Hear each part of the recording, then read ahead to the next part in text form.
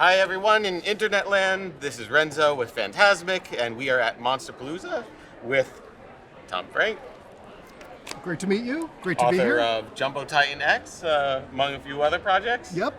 This is my comic. I wrote, illustrated, lettered, colored, the whole thing. It's available at cwsbookstore.com. Comics Wellspring is who prints it. So how have you been liking the show so far? Well, we just got here. This is our first day here, and it's great. It's kind of, it's the third day of the convention, so the traffic isn't as heavy, as soon as the doors open. It's not like Black Friday or something like that. So it's kind of preferable. The crowd's a little hungover. Yeah, but also a lot of people were getting their badges yesterday, right. So there's more of sort of a log jam at the entrance. But, right. Bit of a Three Stooges situation where everyone's trying to go to one door at once. Or like a clown car. Yeah, exactly. And the Chodo brothers are here from Killer Of Clowns from Outer course. Space, so who knows how many people are going to get into their booth. So you and I were just talking about... Shin Kamen Rider, and Yes. I guess we could say the Shin trilogy. Have you seen Shin Ultraman? Yes. And do you have a ranking of the three? Like it personally, I'm asking you a little bit of a tokusatsu Sophie's choice, but I mean, it's close. I mean, I guess Shin Kamen Rider is number 3 for me. And I guess Shin Godzilla is number 1. And Shin Ultraman, I really, really loved, but I probably prefer the first half over the second half. The kaiju portion more than the alien portion. There was... you and I were talking about the difference between sort of Japanese reboots or reimaginings versus American ones. And it seems like Hollywood loves the notion of putting their own stamp on things and coming up with big new concepts to bring the world tighter, whereas it seems like Japanese creators have a starting point of just absolute sheer reverence for the source material. And I definitely felt that with Shin Kamen Rider. all three of them, Shin Kamen Rider especially, all hit the ground running as soon as the movie starts. Right. They're not doing any of the typical of the American adaptation thing, like, well, here's sort of an origin part, or I bet you're wondering how I ended up here. It's like, no, it's Right. Kamen Rider. It's starting on the motorcycle because it's Kamen Rider. And you cannot overstate how powerful the use of the original music is to Very amplify deliberate that. use of music hey, in yeah, all we're three not going films. to get some hot new composer now and have him rescore the whole thing with kind of an homage to the sound. They're just Breakcore Kamen Rider. yeah, and the music in what's the Wasp woman's name? The Hachiona. Yes, that music was so friggin' cool. Now it was a little bit like a Japanese version of the Immigrant Song. Yes. It was that might have been my favorite section on a production level. I just loved her layer and the carpet with the hexagon that was sort of offset like Time Tunnel or Was something that like that. Shiro Sagisu doing the soundtrack for Shin Kamen Rider? Because I know he did Shin Godzilla. Anno's worked with him a whole bunch. That's my guess, but I'd have to. It didn't sound enough like Evangelion, and Shiro Sagisu music always sounds like Evangelion. Yeah, but hats off to people who are able to hide their sound, or Right. at the end of Cloverfield, Michael Giacchino did something that really sounded like Akira Ifukube. Right, a lot. Roar. Yes. I remember getting that off of iTunes in like 2007 or something. Beautiful piece of music, and It that was. kind of launched his career in a way. He was also, around that time when he started off, he's directing now too. I know he did Werewolf by Night as a director, not just composing, but he does a lot of great scores. For The Incredibles, I know that Brad Bird had wanted John Barry to do the soundtrack, and then he couldn't get John Barry. John Barry didn't want to sort of rehash all his James Bond stuff, so Michael Giacchino did a very John Barry sounding soundtrack for The Incredibles, so much so that I wonder if he used a temp score from You Only Live Twice, because so many of the music cues sound exactly like music from You Only Live Twice, but different enough that it's its own thing that's wonderful. I mean, I love the soundtrack to The Incredibles. It's weird how Shin Godzilla, out of the three, had a lot of the Evangelion music cues. Yeah. which felt a little like, that's Evangelion. Like, what's that doing there? But, like, it's Anno's show, so he's going to be like, I got Jurasagisu, I want to use some Evangelion tracks. And a lot of people criticize, or not view Shin Godzilla as a criticism of Japanese bureaucracy. Right. Absolutely, yeah. Of how, there's so much red tape involved that it thwarts any forward motion. But at the end of the day, it kind of just slows it down. Because for that final assault to freeze Shin Godzilla, they are so well organized. They have their ducks so aligned and so much in a row in a beautiful way that sort of celebrates Japanese organizational skills. Right, it's kind of an up with people moment at the end. Yeah. But they had the industry and government all working hand in hand and invoking the Orochi myth. And Shin Kamen Rider, on the other end of the spectrum, is more concerned with the inner turmoil of the characters. Yes. And, Hongo's this man, this monster sort of dichotomy. Sure. And you and I were talking before of, Shin Godzilla really feels like Tokyo is in jeopardy. We see all of these people, from the woman crossing the street when Tokyo is supposed to be evacuated. And in Shin Kamen Rider, it captures the feeling of the TV show by being so deserted. I mean, when you're filming a tokusatsu show in the 70s, it's guys in a field, guys in a warehouse, and there's not hundreds of extras the way that we're used to seeing in Hollywood movies. So the depths of Anno's authenticity there is rolling the dice in a way. It is a bit risky. I do feel that it worked, but you definitely notice it. It makes me feel it's way more successful than this movie, but it reminded me of, in that regard, to the 90s Avengers movie with Ray Fiennes and Uma Thurman, from the 60s British TV show. That definitely felt like, is this world populated at all outside of these characters? I think you're the first person I've seen ever bring up that film unprompted in the last 25 years. It doesn't work. It's like...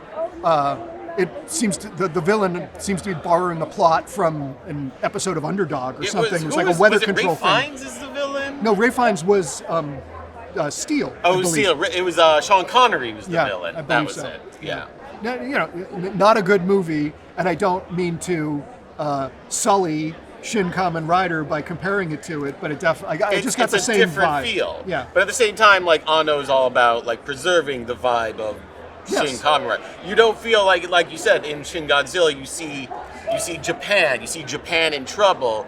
In Shin Kamen Rider, Shocker's poised to take over the world, but all you see them is at a dam, a rock quarry, an empty field. But that's true to Shin Kamen Rider.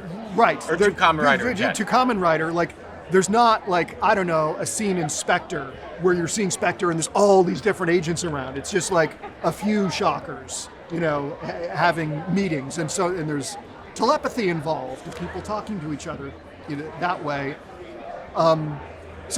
Again, a bit of a risk for Anno, but I like it. Have you seen the toy that's coming out that sort of combines all of the Shin? I did the combiner robot that's Evangelion, Kamen Rider, Shin Ultraman, and Godzilla. Boy, that is... Decades ago, that would have been like a joke. Because I've seen, if you look in old issues of Starlog, you'll see someone sending in fan art that's like, what if it was King Ghidorah and Biollante and King Kong all in one monster? It's one of those, except they actually, bamboozled Bandai into producing them. Well, I mean... But when you're Anno, Anno got to play with all his toys. I don't know what's left for him now. Because he's already done... Cutie Honey is sort of the unofficial first Shin movie. Because the Cutie Honey movie he did with Go Nagai, that's basically Shin Cutie Honey. Right.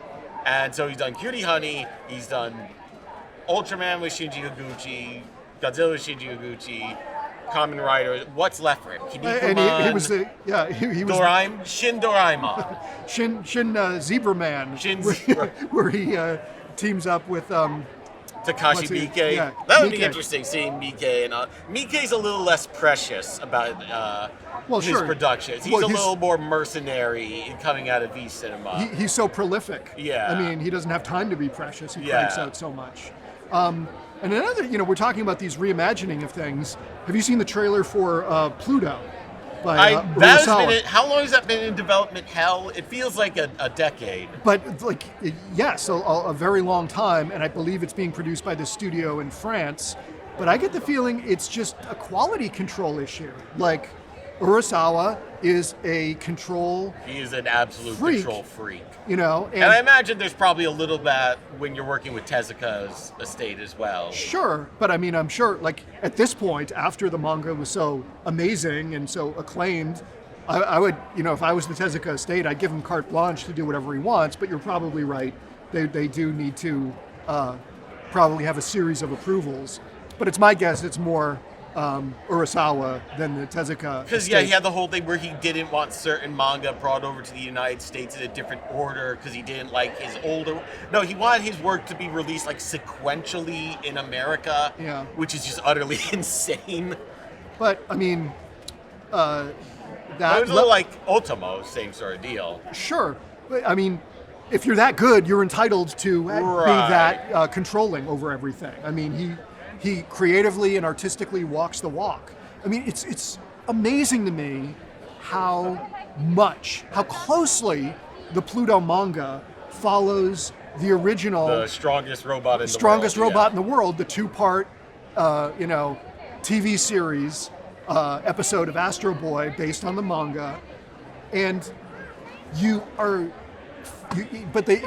re-envisions it as a noir detective story. And also a little bit about, like, let's make this about the Iraq War. Yes. It's a little different. Urasawa is very much like, I want to make this about the world today. Whereas, like, Anno with Shin Ultraman, Shin Kamen, Shin Godzilla is like, okay, Shin Godzilla is the exception of the bunch, but that's due to the nature of Godzilla being content. But Anno's like, well, with this, I want this to embody the essence of Kamen Rider. Right. And Urasawa is a little bit more like, he definitely wants to, embody Tezuka, but it is an Urasawa story through and through. Sure. I mean, the original story didn't explore the relationship between Germany and Japan. Right. But certainly, I think Tezuka himself even said, like, I just wanted, like, a story where Astroboy's fighting a whole bunch of robots. I mean, even he wasn't, like, thinking too hard about it. But it is there. I mean, the guy who owns Pluto is Arabic. Yeah.